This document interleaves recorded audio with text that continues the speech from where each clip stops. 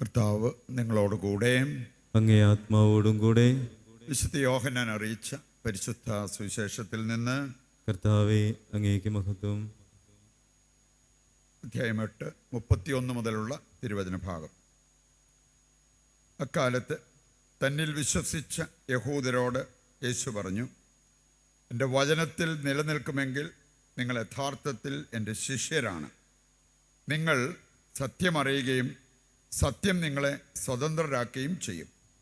അവർ അവനോട് പറഞ്ഞു, ഞങ്ങൾ അബ്രാഹത്തിൻ്റെ സന്തതികളാണ്. ഞങ്ങളൊരിക്കലും ആരുടെയും അടിമകളായിരുന്നിട്ടില്ല. പിന്നെ എങ്ങനെയാണ് നിങ്ങൾ സ്വതന്ത്രരാക്കപ്പെടും എന്ന് നീ പറയുന്നത്?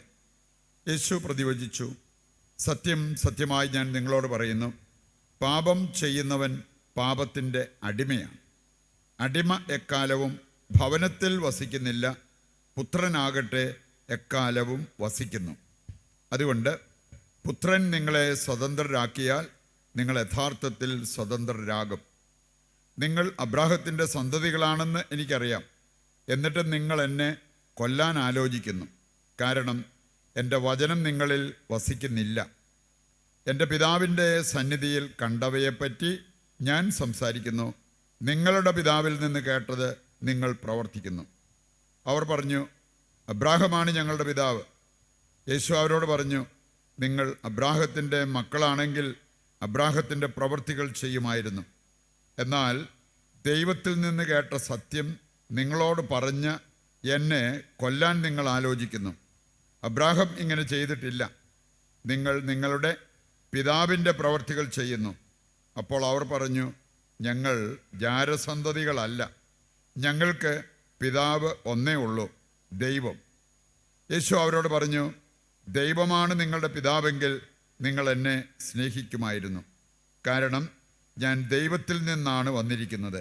ഞാൻ സ്വമേധാ വന്നവനല്ല, അവിടുന്ന് എന്നെ അയച്ചതാണ്. കർത്താവിൻ്റെ സുവിശേഷം. സ്തുതി.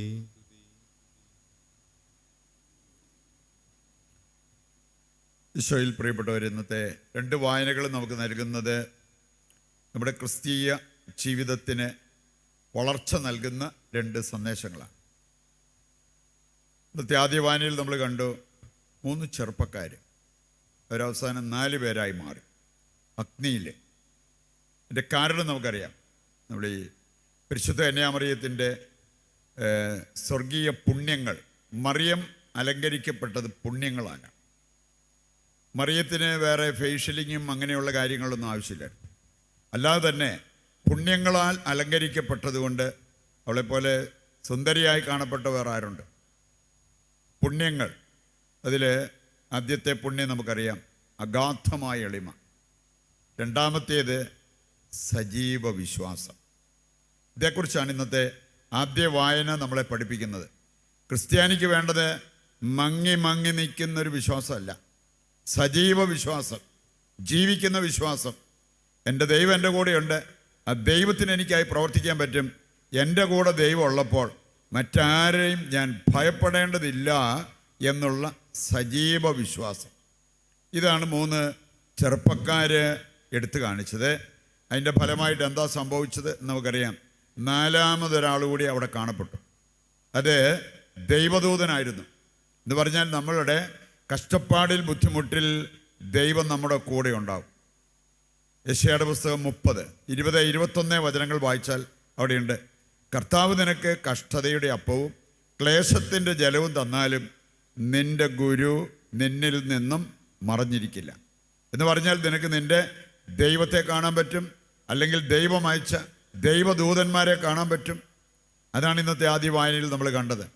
പ്രിയപ്പെട്ടവർ, നമുക്ക് എങ്ങനെയെങ്കിലും നമ്മുടെ വിശ്വാസം സജീവ വിശ്വാസമാക്കി മാറ്റാൻ പറ്റിയാൽ നമ്മുടെ ജീവിതത്തിന് ആവശ്യമായതെല്ലാം ദൈവത്തിൽ നിന്ന് എടുത്ത് മുമ്പോട്ട് പോകാൻ നമുക്ക് സാധിക്കും. നമ്മളാരെയും ഭയപ്പെടേണ്ടതില്ല എന്ന ആ സന്ദേശം കർത്താവ് തരികയാണ്. സങ്കീർത്തനം 118, 6 മുതൽ വായിക്കുമ്പോൾ സങ്കീർത്തകൻ പറയാണ്, കർത്താവ് എൻ്റെ പക്ഷത്തുണ്ട്, ഞാൻ ആരെ പേടിക്കണം? കർത്താവ് എൻ്റെ കൂടെയുള്ളതിനാൽ മനുഷ്യരെ ഞാൻ എന്തിനും ഭയപ്പെടണം? മനുഷ്യരെ ഭയപ്പെടുന്നത് യഥാർത്ഥത്തിൽ ഒരു കെണിയാണ്. സുഭാഷിതങ്ങൾ 29, 25 വായിച്ചാൽ അത് കാണാൻ പറ്റും. മനുഷ്യനെ ഭയപ്പെടുന്നത് ഒരു കെണിയാണ്. ദൈവഭയം നമുക്കൊരുപാട് അനുഗ്രഹം നൽകുന്ന ഒരു കാര്യമാണ്. പക്ഷേ മനുഷ്യരെ ഭയപ്പെട്ട് കഴിയുന്നത് ഒരു കെണിയാണ്. കർത്താവ് കൂടെയുണ്ടെന്നുള്ള ആ ഒരു വിശ്വാസം ഇല്ലാതെ വരുമ്പോഴാണ് മനുഷ്യരെ ഭയപ്പെടേണ്ട ഗതികേട് നമുക്കുണ്ടാകുക. അവരെന്തെങ്കിലും ചെയ്യുമോ, ഞാൻ എങ്ങാനും പെട്ടെന്ന് മരിച്ചു പോകുമോ, എനിക്ക് വല്ല രോഗം വരുമോ, എനിക്ക് ദുരിതങ്ങൾ വരുമോ, ഇങ്ങനത്തെ ചിന്തകളൊക്കെ ദൈവം കൂടെയില്ലാത്തവരെ അസ്വസ്ഥപ്പെടുത്താറുള്ള ചിന്തകളാണ്. പറയുണ്ട്, ദൈവം കൂടെയുണ്ടെങ്കിൽ നമ്മൾ ആരെയും ഭയപ്പെടേണ്ടതില്ല എന്ന് കർത്താവിൻ്റെ വചനം നമ്മെ ഓർമ്മിപ്പിക്കുക. പ്രിയപ്പെട്ടവർ, നമ്മൾ കണ്ട ഈ 3 ചെറുപ്പക്കാരുടെ വിശ്വാസം മങ്ങിയ ഒരു വിശ്വാസമൊന്നും ആയിരുന്നില്ല. മങ്ങിയ വിശ്വാസമായിരുന്നെങ്കിൽ അവർക്കിതൊന്നും ചെയ്യാൻ പറ്റിയില്ലായിരുന്നു. നിങ്ങൾ അവരുടെ ആ സ്ഥാനത്ത് നിങ്ങളെ തന്നെ ഒന്ന് ചിന്തിച്ചാൽ മതി. ഇങ്ങനെ ഒരു അവസ്ഥ, ഒന്നുകിൽ ബിംബത്തെ ആരാധിക്കുക, അല്ലെങ്കിൽ എരിയുന്ന തീയിലേക്ക് എറിയപ്പെടാനായിട്ട് റെഡിയാവുക. എന്തായിരിക്കും നമ്മുടെ തിരഞ്ഞെടുപ്പ്?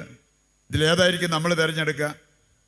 ഇതിനേക്കാളും ചെറിയ നേട്ടങ്ങൾക്ക് വേണ്ടി, ചെറിയ സഹനങ്ങൾ ഒഴിവാക്കാൻ വേണ്ടി വിശ്വാസം ത്യജിക്കാൻ പോലും നമ്മൾ തയ്യാറായവരായിരിക്കാം. അപ്പോൾ പിന്നെ ഇതിൻ്റെ കാര്യം പറയണോ? എരിയുന്ന തീ വേണോ, അതോ നിനക്ക് നിൻ്റെ ഈ ഒരു വിശ്വാസം കാത്തു സൂക്ഷിക്കണോ? മരണം വേണോ, വിശ്വാസത്തിൽ നിലനിൽക്കണോ? എൻ്റെ പ്രിയപ്പെട്ടവർ, ഇങ്ങനെയൊക്കെയുള്ള കാര്യങ്ങൾ വരുമ്പോഴത്തേക്കും നമ്മൾ തിരഞ്ഞെടുക്കുന്നത് അത് നമുക്ക് വെളിപ്പെടുത്തി തരും. മങ്ങിയ വിശ്വാസമാണോ, സജീവ വിശ്വാസമാണോ? ഈ ചെറുപ്പക്കാർ നെഞ്ചു വിരിച്ച് നിന്ന് സധൈര്യം പറഞ്ഞ ഒരു കാര്യമുണ്ട്. രാജാവേ, ഈ തീയിൽ നിന്നും ഞങ്ങളെ രക്ഷിക്കാൻ ഞങ്ങളുടെ ദൈവത്തിന് പറ്റും.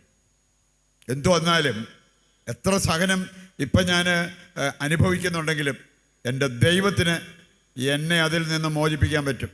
നിങ്ങളാരും പറയുന്ന ഈ വഴികളിലേക്ക് വരാൻ എന്നെ കിട്ടത്തില്ല. കാരണം അതെൻ്റെ വിശ്വാസത്തിന് മങ്ങലേൽപ്പിക്കുന്ന കാര്യമാണ്. വിശ്വാസത്തിന് നിരക്കാത്തൊരു കാര്യം, സഭ എതിർക്കുന്ന ഒരു കാര്യം, അതിലേക്കാണ് നിങ്ങൾ എന്നെ ക്ഷണിക്കുന്നത്. ഞാൻ വരില്ല എന്ന് പറയാവുന്ന ആ വിശ്വാസം, സജീവ വിശ്വാസം ഇന്ന് എത്ര പേർക്കുണ്ട് എന്നുള്ളത് നാം തിരിച്ചറിയേണ്ടതാണ്. ഈ രാജാവ് തന്നെ, നെബൂഖദ്നേസർ രാജാവ് പറഞ്ഞ, അങ്ങനെ ഒരാളുടെ മുമ്പിൽ നിൽക്കുമ്പോൾ തന്നെ നമ്മുടെ ശക്തി ചോർന്നു പോകും, മുട്ടിടിക്കാൻ തുടങ്ങും. ഇവിടെ നമ്മൾ കാണുകയാണ്, ഈ 3 ചെറുപ്പക്കാർ രാജാവിനോട് പറഞ്ഞൊരു കാര്യം, ഞങ്ങളുടെ ദൈവത്തിന് ഈ അഗ്നിയിൽ നിന്നും ഞങ്ങളെ മോചിപ്പിക്കാൻ പറ്റും. അഥവാ ഈ അഗ്നിയിൽ കിടന്നാണ് ഞങ്ങൾ മരിക്കേണ്ടത്, ഞങ്ങൾ ദഹിച്ച് ചാകേണ്ടത് എങ്കിൽ നടക്കട്ടെ. പക്ഷേ ഞങ്ങൾ വിശ്വാസം ത്യജിച്ചിട്ട് ഞങ്ങൾക്കൊരു നേട്ടവും വേണ്ട, ഒരു ദിവസം കൂടെ ഞങ്ങൾക്ക് ജീവിക്കുകയും വേണ്ട. എൻ്റെ പ്രിയപ്പെട്ടവർ, ഇങ്ങനെയൊക്കെ പറയാനും നമ്മുടെ ജീവിതത്തിൽ മുന്നേറാനും സാധിക്കണമെങ്കിൽ നമ്മുടെ വിശ്വാസം വളരണം. അത് പരിശുദ്ധ അമ്മയെ അലങ്കരിച്ച സജീവ വിശ്വാസമായിട്ട് മാറണം. ഇത് കേട്ടിട്ട് നമുക്ക് കാണാൻ സാധിക്കും, രാജാവിൻ്റെ മുഖഭാവം മാറി, ദേഷ്യം വർദ്ധിച്ചു. സാധാരണയുള്ള തീക്കകത്ത് തന്നെ എറിയപ്പെട്ടാൽ ചാകേണ്ടതാണ്. ഇനി അവൻ പറഞ്ഞു, അതുപോരാ, അഗ്നി ഉയർത്ത്. നമുക്കറിയാമല്ലോ, നിസ്സാരം ലൈറ്റർ എടുത്താൽ പോലും അതിന് ഓപ്ഷനുണ്ട്. എന്ന് പറഞ്ഞാൽ ഏറ്റവും ലോ ആയിട്ട് അത് കത്തും, ഏറ്റവും ഹൈ ആയിട്ട് കത്തും. ലോ ആയിട്ട് കത്തിക്കൊണ്ടിരിക്കുമ്പം അതിൻ്റെ ആ സ്വിച്ച് ഒന്ന് മാറ്റിയാൽ മതി, ഹൈയിലേക്ക്. നമുക്കറിയാം ഫ്ലെയിം എന്തുമാത്രം ഉയരുമെന്ന്. എന്ന് പറഞ്ഞ പോലെ 7 ഇരട്ടിയാക്കിയ അഗ്നി, എന്നിട്ട് അതിലേക്കാണ് ഇവരെ വലിച്ചെറിഞ്ഞത്. എന്നിട്ടും അഗ്നിക്ക് അവരെ ദഹിപ്പിക്കാൻ പറ്റിയില്ല. കാരണം എന്തായിരുന്നു? അവരുടെ ഉള്ളിൽ വേറൊരു അഗ്നി ഉണ്ടായിരുന്നു, പരിശുദ്ധാത്മാവ്. പ്രിയപ്പെട്ടവർ, യെശയ്യാ 43 ആദ്യ വചനങ്ങൾ വായിക്കുമ്പോൾ അവിടെ പറയുന്നുണ്ട്, അഗ്നിയിലൂടെ നീ നടക്കും, പക്ഷെ പൊള്ളലേൽക്കില്ല.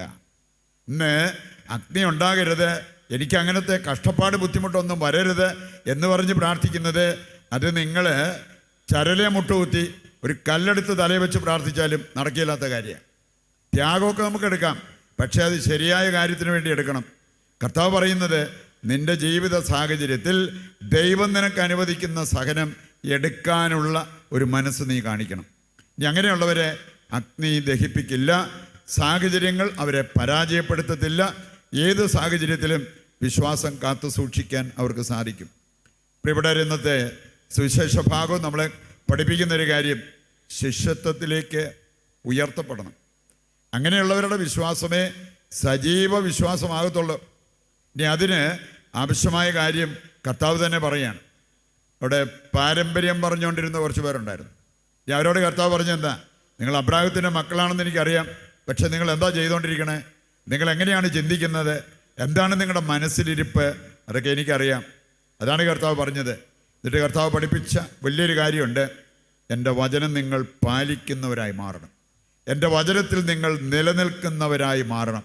അപ്പോൾ നിങ്ങൾ എൻ്റെ ശിഷ്യരായി മാറും. വിശ്വാസം ഉണ്ടായാൽ പോരാ, സജീവ വിശ്വാസം ഉണ്ടാകണം. ഇനി നമ്മൾ മാമോദീസ സ്വീകരിച്ചാൽ പോരാ, ശിഷ്യത്വത്തിലേക്ക് നാം ഉയർത്തപ്പെടണം എന്നുള്ളത് കർത്താവ് നമ്മെ ഓർമ്മിപ്പിക്കുന്ന കാര്യമാണ്. പ്രിയപ്പെട്ടവരെ, ഈ ഒരു അവസ്ഥയിലേക്ക് നമ്മൾ ഉയർത്തപ്പെട്ടാൽ നമ്മുടെ വിശ്വാസം സുരക്ഷിതമായിരിക്കും, ക്രിസ്തീയ ജീവിതം സുരക്ഷിതമായിരിക്കും. ഒരുപക്ഷെ നമുക്ക് ജീവൻ കൊടുക്കേണ്ടതായിട്ട് വന്നേക്കാം, എങ്കിലും നമുക്കവിടെ തിരികെ കിട്ടുന്നത് നിത്യജീവനാണ്. ഈ നിത്യജീവൻ നഷ്ടമാക്കിയിട്ട് നിങ്ങൾ എത്ര കാലം ഈ ഭൂമിയിൽ ജീവിച്ചെന്ന് പറഞ്ഞാലും, എത്ര സുഖിച്ച് ജീവിച്ചെന്ന് പറഞ്ഞാലും അതൊന്നുമല്ല എന്നാണ് വചനം നമ്മെ ഓർമ്മിപ്പിക്കുക. മത്തായി 16:26 നമ്മുടെ ചങ്കിലും കാതിലും നിരന്തരം മുഴങ്ങിക്കൊണ്ടിരിക്കേണ്ട സന്ദേശമാണ്. ഒരുവൻ ലോകം മുഴുവൻ നേടിയാലും അവൻ്റെ ആത്മാവ് നഷ്ടമായാൽ അവൻ എന്ത് നേടി? ഈ സന്ദേശം ഹൃദയത്തിലേക്ക് ഏറ്റെടുത്ത് ജീവിക്കുന്നവരായി മാറുവാൻ നമുക്കാവശ്യമായ കൃപ നൽകണമെന്ന് ഈ ബലിയിൽ ദൈവത്തോട് നമുക്ക് പ്രത്യേകം പ്രാർത്ഥിക്കുകയും ചെയ്യാം.